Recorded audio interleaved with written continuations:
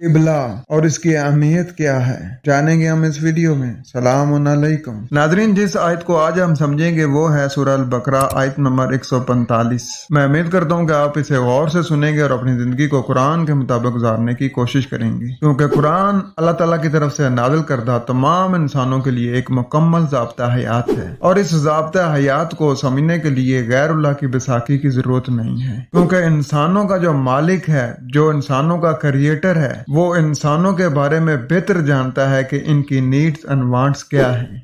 आए बढ़ते हैं अपने सबक की तरफ और पढ़ते हैं सूरह अल बकरा आयत नंबर 145। मेरे पास इस वक्त मोहम्मद हनीफ साहब का लिखा हुआ तर्जुमा है, पहले उसे पढ़ते हैं। ए नबी, अगर तुम अहले किताब को तमाम निशानियां पेश कर दो तो भी वो तुम्हारे किबले की पैरवी ना करेंगे, और ना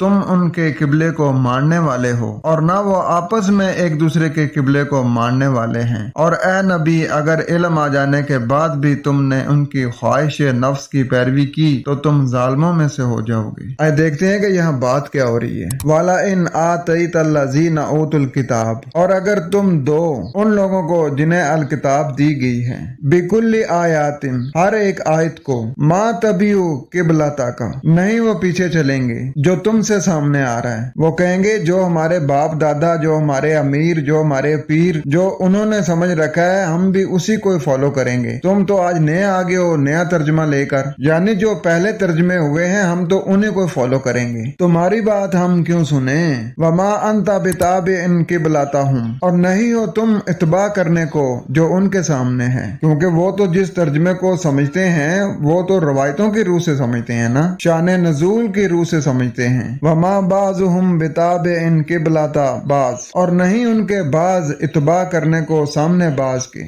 यानी वो खुद भी एक दूसरे की इत्बा नहीं करते हैं, एक दूसरे के साथ इख्तिलाफात करते रहते हैं। जिस तरीके से आज हमारे यहाँ बरेलवी देवबंदी अहले हदीस शिया कादियानी आपस में इख्तिलाफ करते हैं। वाला इन इत्तबाता, और अगर तुम इत्तबा करोगे, अहवा